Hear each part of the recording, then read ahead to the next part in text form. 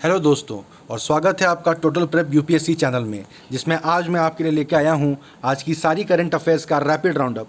जी हां दोस्तों, the Hindu, Indian express, PIB, जहां से जो भी करंट अफेयर्स की आज की न्यूज़ यूपीएससी प्रीलिम्स और इसी तरह के दूसरे एग्जाम्स के लिए रेलिवेंट है, वो सारी की सारी न्यूज़ कलेक्ट करके मैं आपके लिए लेके आया हूँ। जिसमें इस न्यूज़ के साथ साथ मैं आपको बताता चलूँगा कि इस न्यूज़ से किस तरह के एमसीक्यूज़ बन सकते हैं और इस न्यूज़ में आ जाने की वजह से कौन कौन से स्टैटिक के पोर्शंस रेलिवेंट हो चुके हैं, जिनको कि आपको ब्रशअप करके अब चलना पड़ेगा। और इन एग्ज़ाम वर्दी, एमसीक्यू वर्दी न्यूज़ के अलावा और कोई न्यूज़ पे हम फोकस नहीं करेंगे, कोई कहानी नहीं सुनेंगे, सिर्फ और सिर्फ उस न्यूज़ पे जाएंगे जो एग्ज़ाम में रिलेटेड क्वेश्चंस के लिए इंपॉर्टेंट है। तो और ज़्यादा टाइम वेस्ट ना करते हुए चलिए चलते हैं आज की पहली न्यूज़ की तरफ। आज की पहली न्यूज़ है related to deforestation in the Amazon forest. ऐसी रिपोर्ट आई है, national institute of space research ने अनाउंस किया है कि the increase in deforestation of Amazon forest has been the highest in 2019 as compare to last 5 years. पिछले 5 साल में अमेजॉन में डिफॉरेस्टेशन बहुत ही तेज़ गति से बढ़ रहा है। ये मेंस के लिए भी बहुत इंपॉर्टेंट है। अगर आपको पता नहीं है तो आपको पता होना चाहिए कि अमेजॉन फॉरेस्ट में एक बहुत बड़ा क्राइसिस चल रहा है।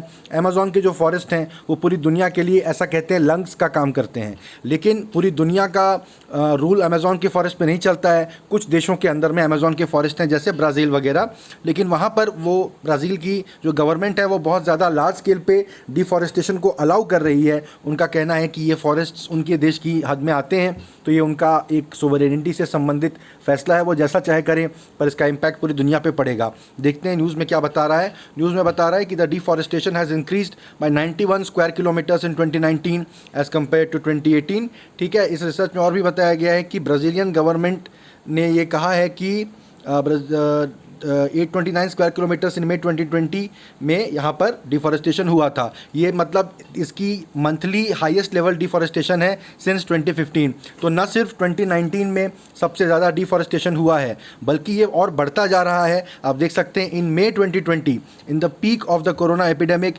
ये अब तक का हाईएस्ट मंथली डिफॉरेस्टेशन वहाँ पर हुआ है। Also there is a real time deforestation detection system, जिसने अथॉरिटीज़ को अलर्ट किया है about the increase in the rate of destruction of tropical rain forest in the region. अगर ऐसा चलता रहा तो 2020 में डिफॉरेस्टेशन 11,900 स्क्वायर किलोमीटर्स पहुंच जाएगा। ठीक है, आप देख सकते हैं कि 2018 में 2018 में जो है 829 स्क्वायर किलोमीटर्स ऑफ फॉरेस्ट का डिफॉरेस्टेशन हुआ था। ऐसी उम्मीद लग रही है, ऐसी आशंका लग रही है कि इस साल ये 11,900 स्क्वायर किलोमीटर्स का डिफॉरेस्टेशन हो जाएगा। तो ये आप समझिए बाई 25% बढ़ जाएगा। जिस बात को पूरा का पूरा रुक जाना चाहिए वो 25% से ग्रो कर जाएगी। अब देखिए, इसी न्यूज़ में बता रहा है कि क्या प्रॉब्लम है, क्यों ये हो रहा है। कि जब से वहाँ पर प्रेसिडेंट जायर बोल्सोनारो बहुत सारी अलग कारणों की वजह से भी न्यूज़ में अक्सर रहते हैं, जब से वो ऑफिस में आए हैं तब से वहाँ के कंजर्वेटिव ग्रुप्स और एनवायरमेंटल एक्टिविस्ट्स की मानी जाए तो उनका कहना है कि बोल्सोनारो माइनिंग और फार्मिंग को बहुत ज़्यादा बढ़ावा दे रहे हैं प्रोटेक्टेड एरियाज़ में, जिसकी वजह से उनका कहना है कि वहाँ के लोग जो है गरीबी से ऊपर उठेंगे, पॉवर्टी से ऊपर उठेंगे। देखिए, आपको समझना पड़ेगा कि एक तरह से उनका कहना भी सही है कि पूरी दुनिया के लिए अगर अमेजॉन रेन फॉरेस्ट इंपॉर्टेंट हैं और पूरी दुनिया की इकोनॉमी ऐसे ही चलती है कि जंगल में लकड़ियाँ काटी जाती हैं या कहीं फार्मिंग होती है या कहीं माइनिंग करके मिनरल निकाल के बेचा जाता है, तो वहाँ के लोगों के लिए डेवलपमेंट का कुछ किया जा सकता है। अब अगर वहाँ ऐसा न किया जाए, ब्राज़ील का एक बड़ा हिस्सा अमेजॉन रेन फॉरेस्ट के अंदर में आता है, अगर ऐसा न किया जाए तो वहाँ के लोग गरीबी से कभी बाहर नहीं निकल पाएंगे। इसका क्या सॉल्यूशन हो सकता है? एक पॉसिबल सॉल्यूशन है कि पूरी दुनिया के लोग अमेज़ॉन के डेवलपमेंट के लिए, उस एरिया के डेवलपमेंट के लिए पैसे फंड कर सकते हैं, क्योंकि पूरी दुनिया के हित में है कि वो न काटे जाए जंगल।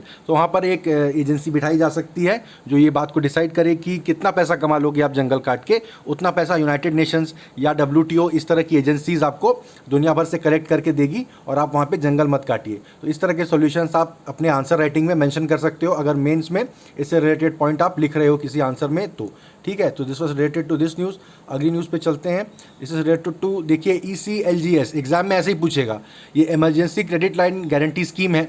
इसका पूरा नाम दे तो आप इसको पढ़ के समझ सकते हैं कि ये इमरजेंसी में एक क्रेडिट लाइन दी गई है कि अपने बिजनेस के लिए एक क्रेडिट आप चाहे तो ले सकते हो। इसकी गारंटी स्कीम है, पर एग्जाम में सीधा पूछ देगा ECLGS, आप देख के घबरा जाएंगे। इसलिए ये शॉर्ट टर्म भी, जो शॉर्ट फॉर्म होता है वो भी याद करके रखिए। मिनिस्ट्री ऑफ फाइनेंस ने 12 जून को अनाउंस किया था कि 14,690 करोड़ हम अब तक कर चुके हैं, डिस्ट्रीब्यूट कर चुके हैं। ये इमरजेंसी क्रेडिट लाइन स्कीम क्या है? ये जो इकोनॉमिक पैकेज आत्मनिर्भर भारत अभियान के तहत फाइनेंस मिनिस्टर द्वारा अनाउंस किया गया था 20 लाख करोड़ का, तो उसमें से ये एक बहुत ज़्यादा इंपॉर्टेंट कंपोनेंट था उस पूरे इकोनॉमिक पैकेज का। इनका कहना है कि बहुत ज़्यादा पैसा हम अब तक कर चुके हैं डिस्ट्रीब्यूट, तो करीब 30,000 साढ़े 30,000 करोड़ तो उन्होंने सैंक्शन कर दिया है और उसमें से करीब 14,500 करोड़ अब तक डिस्ट्रीब्यूट कर चुके हैं। ठीक है। कैबिनेट ने additional funding of 3 lakh crore भी अनाउंस किया था at a concessional rate of 9.25% for the MSME sector. ठीक है, तो ये मुद्रा बोरोवर्स को हेल्प करने के लिए। मुद्रा योजना क्या है? देखिए 4 साल पहले की योजना है, अभी तक न्यूज़ में आ रही है, तो आई एम श्योर आपको मुद्रा योजना का पूरा फुल फॉर्म, इसकी पूरी इम्प्लीमेंटेशन, ये किसकी तरफ टारगेटेड है, किसने इसको लॉन्च किया था, पूरा मालूम होगा। ठीक है, तो मुद्रा योजना के जो बेनिफिशियरीज़ हैं वो वही हैं, एमएसएमई सेक्टर वाले लोग हैं, तो उनके लिए 3 लाख करोड़ का एडिशनल फंडिंग अनाउंस किया गया था at a concessional rate of 9.25%। ठीक है, तो ये स्कीम क्या है, बस आपको ये पता होना चाहिए कितने % का लोन है, ये आपसे कोई नहीं पूछेगा। ठीक है, इम्पैक्ट ऑफ द स्कीम क्या है कि कोविड-19 की वजह से हर बिजनेस जो है उनको एम्प्लॉय नहीं है और उनके प्रोडक्ट की सेल नहीं है, प्लस मैन्युफैक्चरिंग भी बंद है, सेलिंग भी बंद है, तो वो उनको अपना इक्विपमेंट जो बैंक से लोन लिया है उसको कैसे चुकाएंगे, और इक्विपमेंट के अगर लोन पे ख़रीदा है तो उसका ईएमआई कैसे वो भरेंगे, और अगर आगे बिजनेस करना है तो उसके लिए रॉ मटेरियल कहाँ से खरीदेंगे, क्योंकि सेल्स तो हो नहीं रही है। सरकार इकोनॉमी को कह रही है अब खोलो धीरे धीरे, पर पिछले 3 महीने से सेल्स हुई नहीं है, तो पैसा नहीं है कच्चा माल खरीदने के लिए। ठीक है, और एम्प्लॉयज़ को पे करने के लिए भी नहीं है, तो कहाँ से धंधा करेंगे? तो उसके लिए आसानी से एक आसान लोन की स्कीम सरकार ने लॉन्च की है, वो है ये आत्मनिर्भर भारत योजना। ठीक है, अगली न्यूज़ पे चलते हैं। It is about RBI panel on ownership of private banks. ये एक बहुत इंपॉर्टेंट न्यूज़ है, आने वाले दिनों में इस पर बहुत डिस्कशन होने वाला है। ठीक है, एपेक्स बैंक ने, यानी रिजर्व बैंक ने, जब भी एपेक्स मतलब सबसे टॉप का, सबसे बड़ा, तो एपेक्स बैंक मतलब इंडिया में सबसे बड़ा बैंक कौन सा है? रिजर्व बैंक है। तो reserve bank has constituted an internal working group, यानी उन्होंने आरबीआई के ही लोग इस ग्रुप में हैं। इंटरनल वर्किंग ग्रुप का मतलब है, इसका मैंडेट क्या है? To review guidelines of ownership of private sector banks. Private sector banks खोलने के लिए, उनका मालिक बनने के लिए क्या गाइडलाइंस है, इसको लेके आरबीआई को लगता है कि कुछ दाल में काला है, तो इसके लिए वो और भी सख्त शायद अब कानून लेके आएंगे और भी सख्त गाइडलाइंस लेके आएंगे। ठीक है, देखिए इसमें जो इंपॉर्टेंट पॉइंट है वो ये है कि इस ग्रुप को कौन हेड करेंगे? वो हेड करेंगे पीके मोहंती, जो कि एग्जीक्यूटिव डायरेक्टर ऑफ आरबीआई हैं। आपसे ऐसे पूछ देगा कि पीके मोहंती ने के अध्यक्षता में जो कमेटी बनाई गई है उसका क्या मैंडेट है, या तो फिर प्राइवेट बैंक्स की ओनरशिप की गाइडलाइंस को चेंज करने के लिए जो बनाया गया है पैनल, उसके हेड कौन है। तो आप देखेंगे कि स्टेट पीएससी और बैंक्स में पूछा जाएगा हेड कौन है, और यूपीएससी प्री में पूछा जा सकता है कि पीके मोहंती जिस कमेटी को हेड कर रहे हैं उस कमेटी का मैंडेट क्या है। ठीक है, उसके क्या मैंडेट है ये आगे बताया भी है। It is to examine the existing regulation and guidelines on ownership of private sector banks, ये तो हमने अभी तक समझ ही लिया है। Also the panel will suggest appropriate norms to address the issue of concentration of control and ownership of banks. देखिए जो कंसर्न उठ रहे थे वो यहाँ पर उन्होंने बताए हैं कि कुछ ही लोगों के हाथ में सारी बैंकों की मालकियत आ जा रही है, इसको कैसे रोका जाए। ठीक है, the group will also review the eligibility criteria of the individuals to apply for banking licences. तो जो लाइसेंस के लिए अप्लाई करेंगे उनका एक एलिजिबिलिटी क्राइटेरिया है। मैं और आप जाके कल एक बैंक चालू नहीं कर सकते हैं, लेकिन उस एलिजिबिलिटी क्राइटेरिया में भी कुछ लूपहोल लोगों ने निकाल लिए हैं ऐसा लग रहा है। तो बैंक्स, तो ये जो वर्किंग ग्रुप है वो इसको एक बार लुक ओवर करेगा।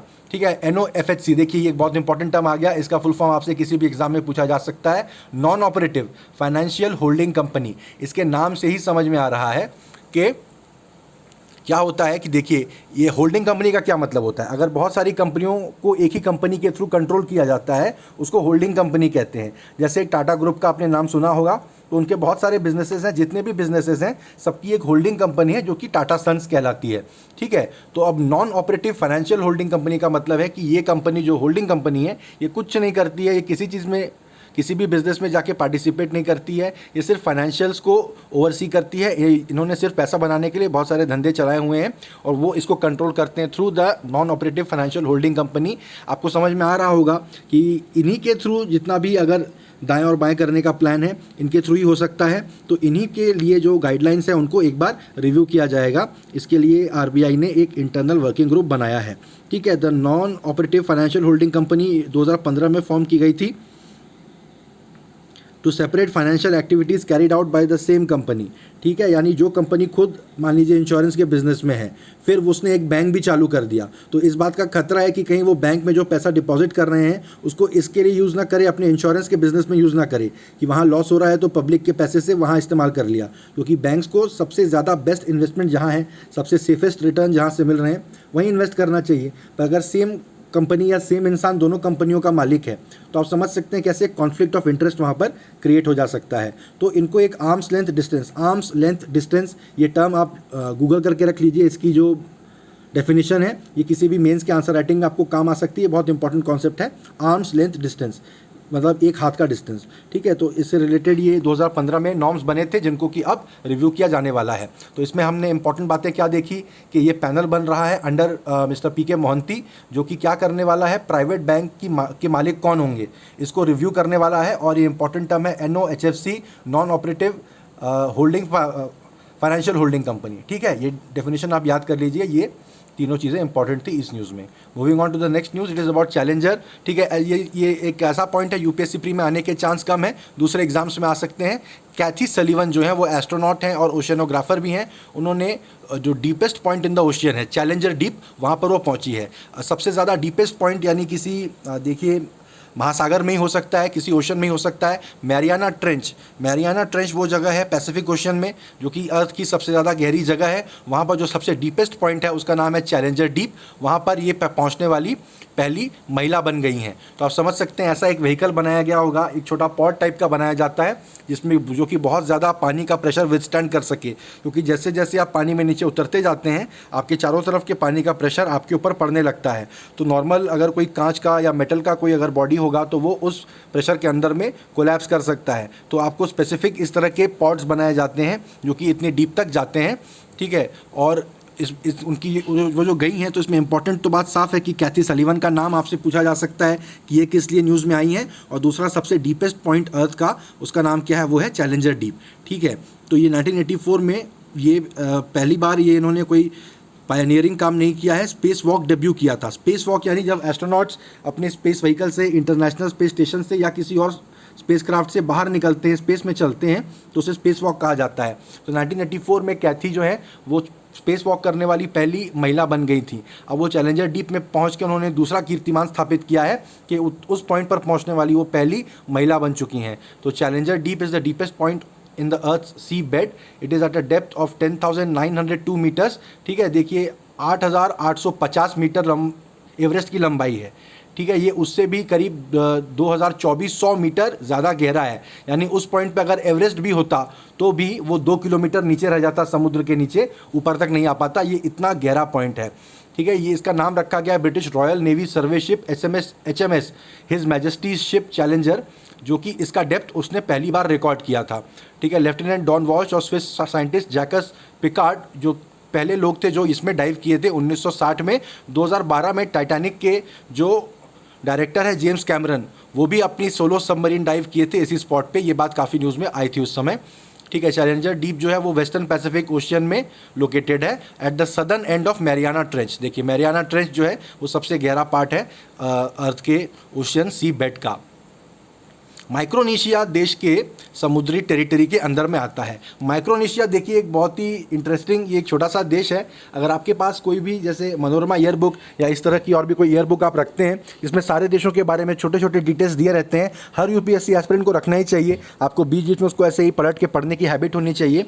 तो इस देश के बारे में मैंने कभी एक बार पढ़ा था, माइक्रोनेशिया बहुत ही छोटा सा देश है। ये अपने हर चीज़ के लिए यूएस पर ही डिपेंडेंट है और मेनली यूएस के लोग ही इसमें जाके रहते हैं, पर ये एक अपने आप में अलग देश है। इसके बारे में देखिए क्या दिया है, it is made up of thousands of small islands, it has a tropical marine climate, there are 4 main archipelagos in the sub region. Archipelago क्या होता है, गूगल करके इसकी मीनिंग देख के समझ लीजिए। ये आइलैंड इकोसिस्टम को समझने के लिए बहुत ही इंपॉर्टेंट पॉइंट है। बेसिकली ये group of corals and group of islands होता है, पर एक बार डिटेल में इसको पढ़ लीजिए आप जाके।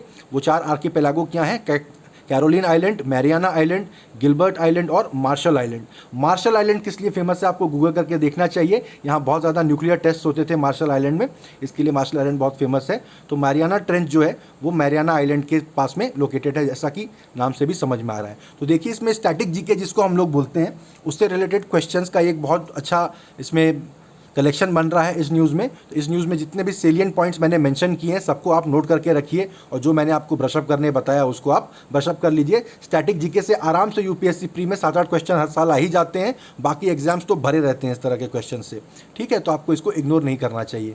Moving on to the next news, it is about waste, यानी वेस्ट वाटर आउटपुट को कैसे मैनेज कर रहे हैं, इसके बेसिस पे रेलवे स्टेशन को क्लासीफाई किया जाएगा, उनको रैंकिंग दी जाएगी, ठीक है।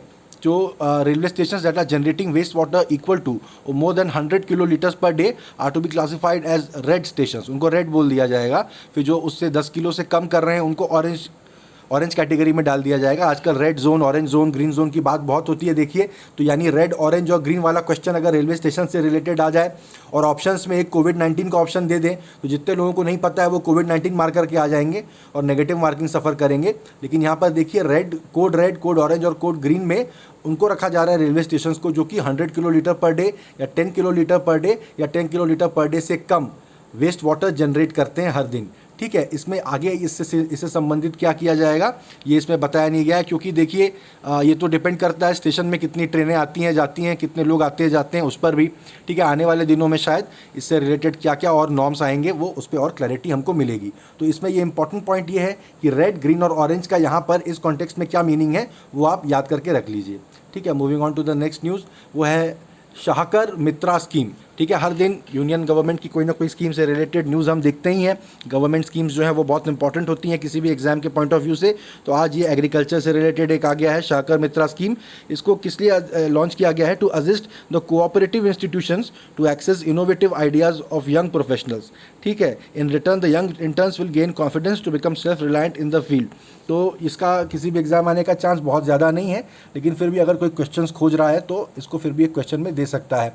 ये इनिशिएटिव है नेशनल कोऑपरेटिव डेवलपमेंट कॉरपोरेशन होगा, कोऑपरेशन लिख दिया यहाँ पे, एनसीडीसी इसका फुल फॉर्म है। देखिए एनसीडीसी एक नेशनल कोल डेवलपमेंट कमीशन भी हुआ करता था जब कोल बिजनेस इंडिया में नेशनलाइज नहीं हुआ था 1975 के पहले। तब जो गवर्नमेंट की द्वारा ओन्ड कोल माइंस हुआ करती थी वो एनसीडीसी के तहत काम करती थी। ये एक दूसरा एनसीडीसी है, नेशनल कोऑपरेटिव डेवलपमेंट कॉरपोरेशन। तो इसका क्या है कि वोकल फॉर लोकल, आत्मनिर्भर भारत योजना के तहत मोदी जी ने मेंशन किया था ये phrase we have to be vocal for local products के लिए हमको ज़्यादा वोकल होने की अब ज़रूरत है। तो अब वो क्या होंगे, उनके आइडियाज़ कैसे निकलेंगे, तो इसके लिए शायद यंग प्रोफेशनल्स के आइडिया लिए जाएंगे, उनकी सहायता ली जाएगी, ठीक है। तो ये प्रोफेशनल जो है एग्रीकल्चर, आईटी और अलाइड एरियाज़ में जो आएंगे वो इंटर्नशिप के लिए इसके लिए एलिजिबल होंगे। ऑल्सो जो finance, agriculture, forestry, business, international trade, rural development वगैरह में एमबीए कर चुके हैं उनको भी यहाँ पे इंटर्नशिप कराया जाएगा। बेसिकली देश के एजुकेटेड यंग टैलेंट को पुल इन किया जा रहा है और उनके आइडियाज़ को क्राउड सोर्स किया जाएगा, ठीक है। इंटर्नशिप बोल रहे हैं तो उनको बहुत ज़्यादा सैलरी वगैरह इसमें नहीं दी जाएगी और उनसे आइडियाज़ लेके उनको इम्प्लीमेंट किया जाएगा।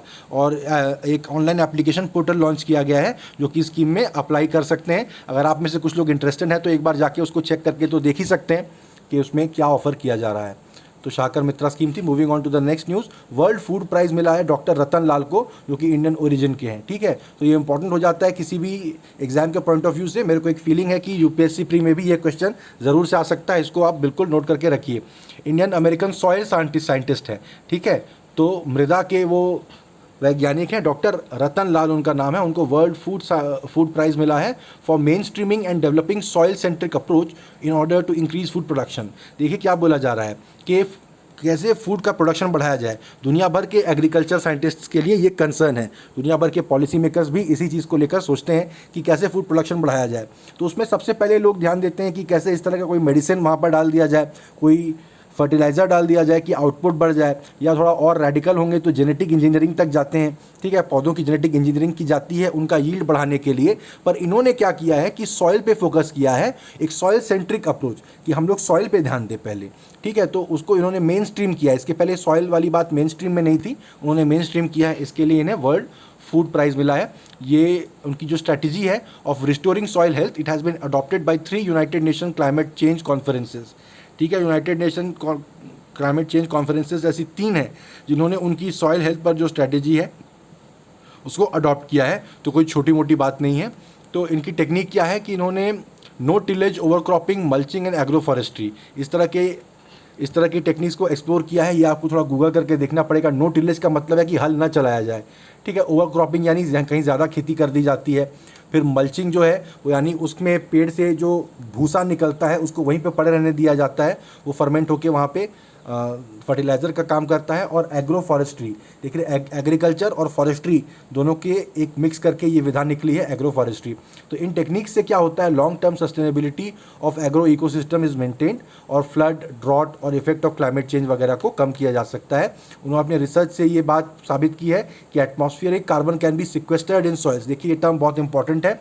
सिक्वेस्ट्रेशन ऑफ एटमॉस्फेरिक कार्बन का क्या मतलब है, जो दुनिया क्लाइमेट चेंज से, ग्लोबल वार्मिंग से जूझ रही है, उसकी एक बहुत बड़ी वजह है कि कार्बन डाइऑक्साइड की मात्रा हमारे एटमॉस्फेयर में बढ़ रही है। तो दुनिया भर में इस बात पर डिबेट चल रही है, रिसर्च चल रही है कि कैसे इसको, ये जो कार्बन डाइऑक्साइड है उसको कम किया जाए। तो कई जगहों पर तो ये बात प्रयास किए जा रहे हैं कि उसका एमिशन कैसे रोका जाए। तो हर तरह के इंडस्ट्रियल प्रोसेस वगैरह में ऐसे कानून लाए जा रहे हैं कि ज़्यादा कार्बन डाइऑक्साइड का एमिशन ना हो।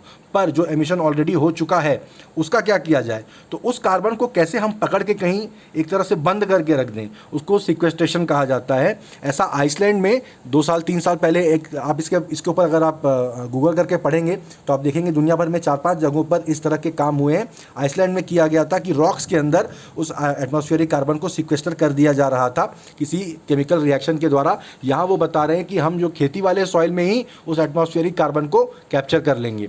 ठीक है, तो देखिए कि सिर्फ खेती से संबंधित नहीं, क्लाइमेट चेंज से संबंधित मामलों में भी डॉक्टर लाल ने जो है अपनी काफ़ी रिसर्च की है। मुझे लगता है आने वाले दिनों में इन्हें वर्ल्ड फूड प्राइज़ के अलावा भी और भी बहुत बड़े इंटरनेशनल प्राइज़ मिलेंगे, क्या पता किसी दिन नोबेल प्राइज़ भी इन्हें मिले।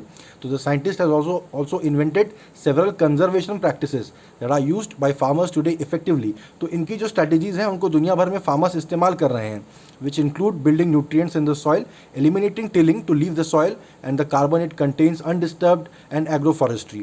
ठीक है, जो एग्रोफॉरेस्ट्री क्या होता है, an approach of raising life stock and growing trees along with crops. तो देखिए बेसिकली बोल रहे हैं खेत में हल मत चलाइए और खेती के साथ साथ ही आप ऐसे पेड़ उगाइए और वहाँ पर जानवरों का भी आप, जानवर जिस पे घास चरेंगे वो उनके लिए भी आप वहाँ पर फॉडर उगाइए और साथ ही साथ में उनको पालिए। तो ये जो है ग्लोबल वार्मिंग के पॉइंट ऑफ व्यू से काफ़ी आपको हेल्प करेगा। Through out his career that spans for more than 5 decades, पिछले 50 सालों से वो इन सब्जेक्ट्स पे काम कर रहे हैं। Around 4 continents are promoting his innovative soil saving techniques. The world food prize is equivalent to Nobel prize in the field of agriculture. देखिए which of the following is true about the world food prize, ऐसा करके question आ सकता है UPSC में। पहला बोलेगा कि रतन लाल को मिला है, आप बोलेंगे हाँ भाई मिला है। फिर बोलेगा रतन लाल जो है वो सॉइल साइंटिस्ट है, आप बोलेंगे करेक्ट है। तीसरा पॉइंट देगा it is equivalent to Nobel prize in the field of agriculture. इसमें कई लोग डाउट में आ जाएंगे जिन्हें ये पता नहीं है। तो ये बहुत इंपॉर्टेंट पॉइंट है टू बी नोटेड कि ये Nobel prize in the field of agriculture कहलाता है। ठीक है, फील्ड्स मेडल वो कहलाता है जो कि मैथ्स में नोबेल प्राइज़ का मिलता है। इकोनॉमिक्स में नोबेल प्राइज़ होता नहीं है। इकोनॉमिक्स में नोबेल प्राइज़ जैसा जो एक प्राइज़ होता है वो इंडियन ओरिजिन के इकोनॉमिस्ट को मिला है। अभी 4-5 दिन पहले ही मैंने वो न्यूज़ अपनी वीडियो में दिखाई थी, आप एक बार जाके उसको रिव्यू कर लीजिएगा। कई सारे नोबेल प्राइज़ इस फील्ड का, इस तरह की न्यूज़ आ रही हैं आजकल, तो उनसे रिलेटेड एक क्वेश्चन आसानी से किसी भी एग्जाम में बन सकता है। ठीक है, तो moving on to the next news about the GST council meet. इसमें कोई बहुत इंपॉर्टेंट पॉइंट इस न्यूज़ में नहीं है, पर इससे रिलेटेड स्टैटिक के बहुत सारे पॉइंट्स निकल के आ रहे हैं। हुआ ये है कि गवर्नमेंट को हर साल 4 मीटिंग्स करके, क्वार्टरली मीटिंग करके जो है स्टेट्स के साथ जीएसटी का रेवेन्यू शेयर करना होता है according to the GST act. अभी जो जीएसटी काउंसिल की मीटिंग हुई है उसमें सारे स्टेट के फाइनेंस मिनिस्टर्स आए हैं और उसमें गवर्नमेंट उनको बता रही है कि रेवेन्यू ही उतना कलेक्ट नहीं हो पाया है, क्योंकि अब तक जितना रेवेन्यू हमको इस क्वार्टर में कलेक्ट करना था उसमें का सिर्फ 45% हमें मिला है, 55% हमें नहीं मिला है। क्यों? क्योंकि बिजनेस कहीं हो ही नहीं रहा है। तो इस वजह से ये उन्होंने स्टेट को डेटा दिखा दिया है और बेसिकली वो बोल रहे हैं कि अभी हम आपको पैसा नहीं दे पाएंगे। ठीक है, अंडर जीएसटी लॉ, देखिए मैंने यहाँ हाईलाइट किया है, under GST law the centre must pay the states full compensation for any shortfall in revenue collections until 2022। तो पहली बात तो इतना रेवेन्यू आया ही नहीं है तो स्टेट्स को वो क्या देंगे, और लेकिन जो शॉर्टफॉल है, जो जितना स्टेट्स को मिलना चाहिए वो नहीं मिल रहा है, वो centre is bound to transfer that loss to the state, मतलब to compensate the states for the loss, ये by law under GST law. अब लेकिन सेंटर का रेवेन्यू भी बहुत कम हुआ है। ठीक है, सेंटर कैसे उनको पैसा देगी, या इसके लिए कुछ लॉ में चेंज किया जाएगा या स्टेट्स को कन्विंस किया जाएगा, ये आने वाले दिनों में हमें पता चलेगा। तो related to GST council, GST council में कौन होता है, उसकी मीटिंग कब कब होती है, जीएसटी लॉ में स्टेट्स को, सेंटर को कितने पैसे देने होते हैं और किस किस अमाउंट के तहत, किस किस मद के तहत उन्हें पैसे देने होते हैं, ये सारी पॉइंट्स आप नोट करके रखिएगा। एक और बात बोला गया है कि जो एक लेट फ़ी होती है रिटर्न भरने की, तो उसको भी रिड्यूस कर दिया गया है। काउंसिल ने अप्रूव किया है ये मेजर। ठीक है, अब अगला ये न्यूज़ है related to Indo Nepal border. इसमें फ़िलहाल कोई बहुत न्यूज़ नहीं है, लेकिन आने वाले दिनों में बहुत ज़्यादा इंपॉर्टेंट ये न्यूज़ होगी, तो आप अभी से इसको ट्रैक करना चालू कर दीजिए। इंडिया चाइना का बॉर्डर पे टेंशन हो रहा था, इंडिया पाकिस्तान का तो होता ही है, अब इंडिया और नेपाल का भी बॉर्डर में टेंशन इस कदर हो चुका है कि नेपाली पुलिस ने फायर किया और एक 25 साल का इंडियन लड़का मारा गया है। ऐसा लग रहा है कि एक इंडियन लड़के को नेपाली पुलिस ने पकड़ भी लिया है। बॉर्डर पे कुछ कई दिनों से बहुत झगड़े हो रहे थे, ये क्लियर नहीं है झगड़े किन लोगों के बीच हो रहे थे। ठीक है, फील्ड में जिन लोग काम कर रहे थे उनके ऊपर नेपाली पुलिस ने फायर कर दिया। और यहाँ पर ये देखिए लालबंदी जानकी नगर बॉर्डर, जानकी नगर नेपाल में है, लालबंदी इंडिया में है। वहाँ पर ये पिपरा परसैन पंचायत जो है नेपाल के साइड में सीतामढ़ी ज़िले में, यहाँ पर ये हुआ है। देखिए इंडिया में एक स्कीम चलती है, एक ये पॉलिसी है वन बॉर्डर वन फोर्स। बहुत पहले ऐसा नहीं था, पर बहुत करीब आज से 8-10 साल पहले ये इम्प्लीमेंट किया गया था, one border one force policy. इसके ऊपर आप गूगल करके देख सकते हैं, एक शॉर्ट नोट इसके ऊपर भी आप प्रिपेयर करके रख सकते हैं मेंस के लिए। ठीक है, उसके तहत एक बॉर्डर पे एक ही फोर्स को रखा जाता है। इंडिया पाकिस्तान बॉर्डर पे बीएसएफ है और इंडिया नेपाल बॉर्डर पे एसएसबी सशस्त्र सीमा बल को रखा जाता है। तो सशस्त्र सीमा बल के जो आईजी हैं उन्होंने ही इसके बारे में मीडिया से बातचीत की है, जानकारी दी है। उनका कहना है कि लोकल इंसिडेंट था और इसमें एसएसबी इन्वॉल्व नहीं थी। ठीक है, और इसका जो इंडिया और नेपाल के साथ प्रॉब्लम चल रहा है उससे कोई ताल्लुक नहीं है। खैर वो तो यही कहेंगे क्योंकि यही उनकी जॉब है। ठीक है, moving on to the next news, I flows Mumbai. ये आज की दूसरी सबसे इंपॉर्टेंट न्यूज़ है। मुंबई में फ्लड कंट्रोल करने के लिए एक टेक्नोलॉजिकल सिस्टम इंप्लीमेंट किया गया है।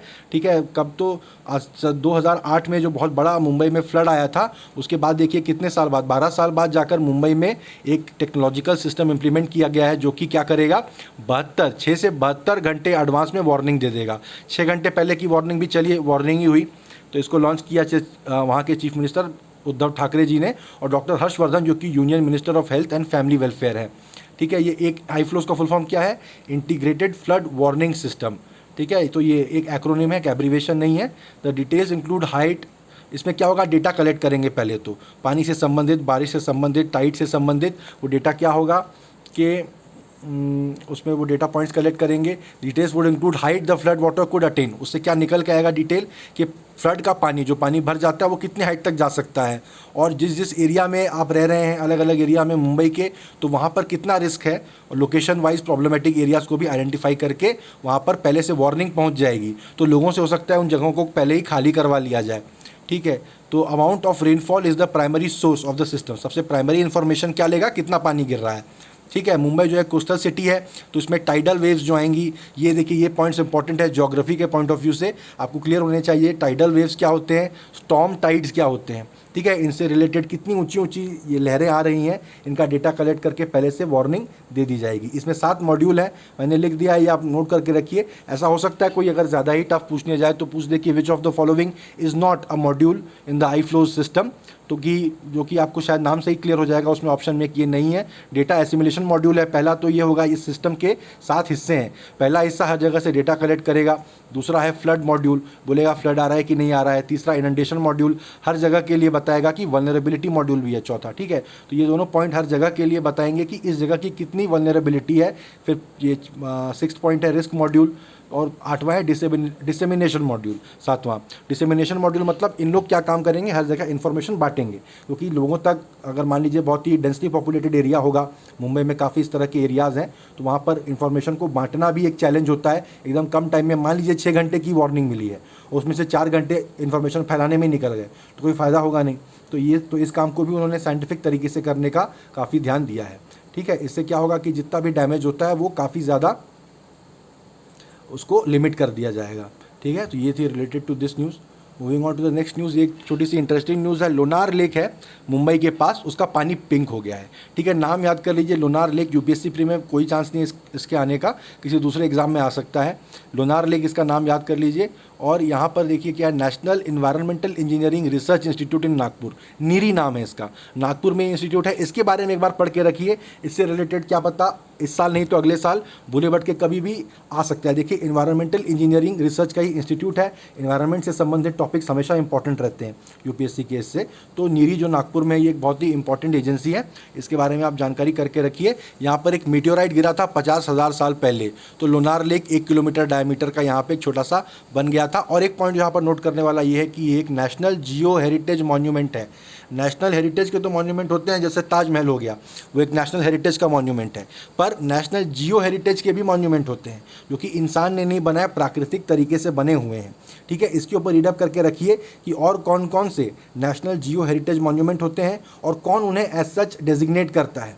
क्योंकि अगर नेशनल हेरिटेज है तो उसको तो ASI यानी आर्कियोलॉजिकल सर्वे ऑफ इंडिया जाके कर देता है डेजिग्नेट कि भाई ये नेशनल हेरिटेज का ये साइट है, पर जियो हेरिटेज को कौन डेजिग्नेट करेगा? मिनिस्ट्री ऑफ अर्थ साइंसेज के अंदर में कोई बॉडी होती होगी ज़रूर, वो करती होगी, उसको आप चेक करके नोट करके रखिए। ठीक है, forest department is responsible for its maintenance यहाँ पर।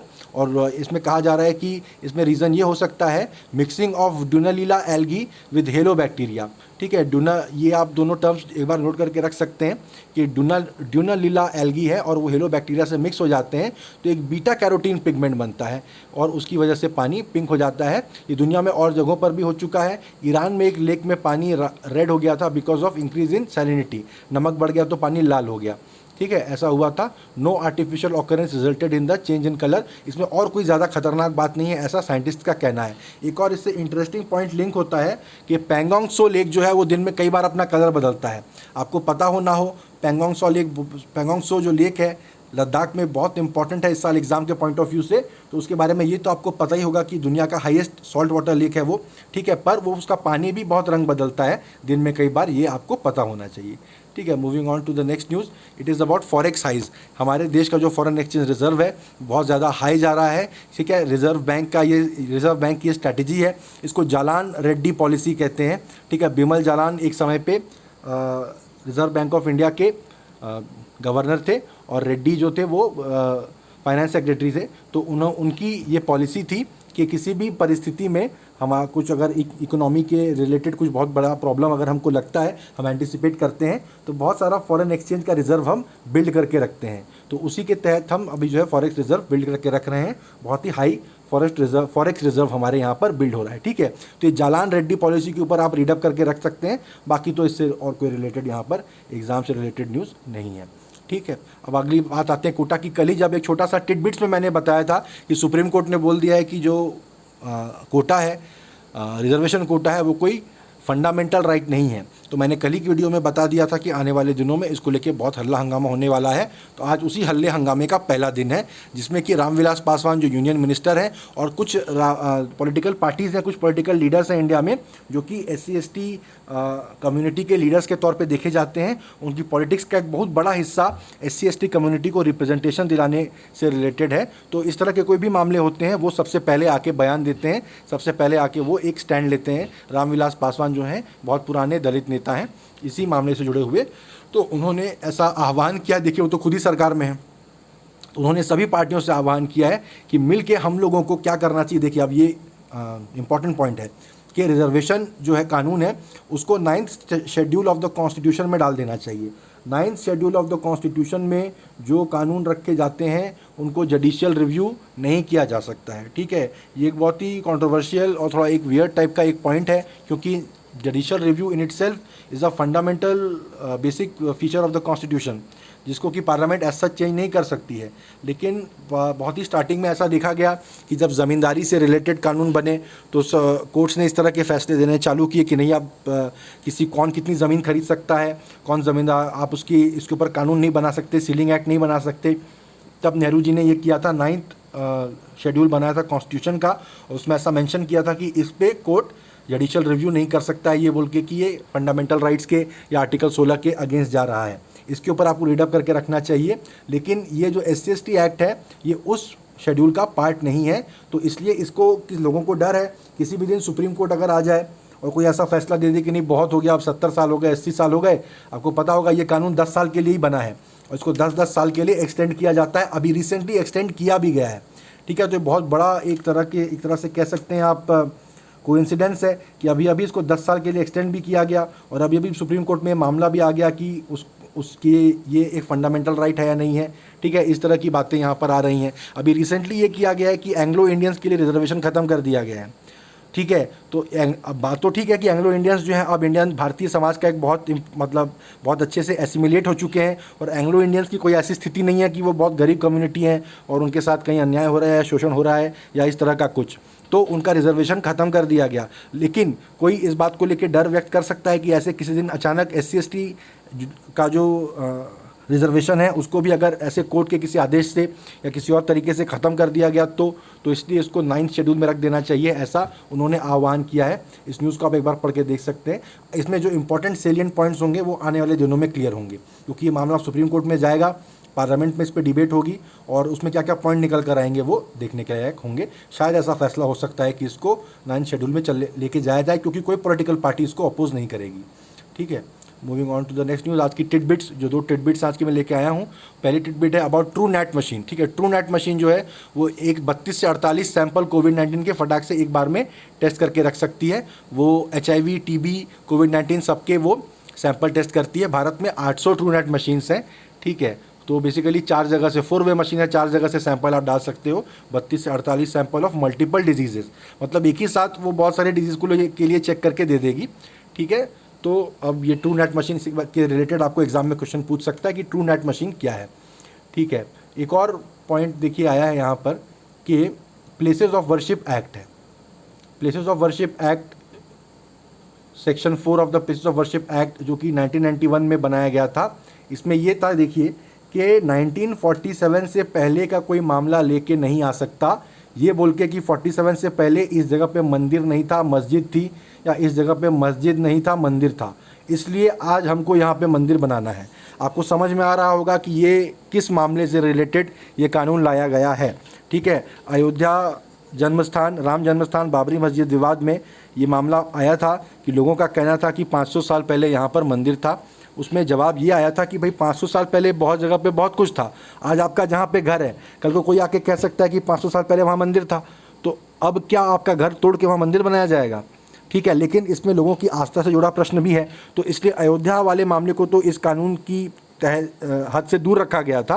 लेकिन बाकी मामलों में बोल दिया था कि 1947 में ये करंट कॉन्स्टिट्यूशन इफेक्ट में आया है, ये current government of India effect में आई है। उसके पहले 15 अगस्त 1947 के पहले का इस तरह का मामला कोई लेके हमारे पास में नहीं आएगा।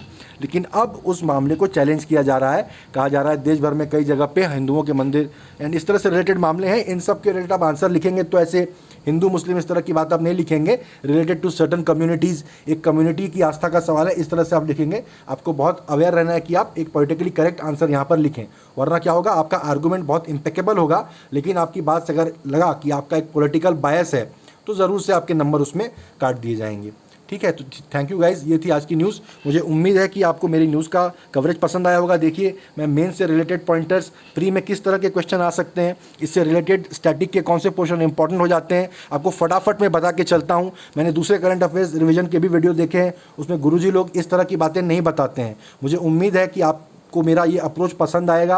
आप मेरे वीडियोस को अपने दोस्तों के साथ शेयर करें, मेरे चैनल को सब्सक्राइब करें। अब मेरे चैनल को स्टार्ट हुए 10 दिन हो चुके हैं, अब धीरे धीरे मुझे उम्मीद है इसके व्यूज़ और सब्सक्राइबर्स बढ़ेंगे। आप मुझे कमेंट सेक्शन में बताइए इस सरल और सिंपल अप्रोच से आप और किस तरह के मटीरियल का रिविजन चाहते हैं, मैं उस तरह का मटीरियल आपको प्रोवाइड करूँगा, ठीक है। थैंक यू गाइस, मिलते हैं कल।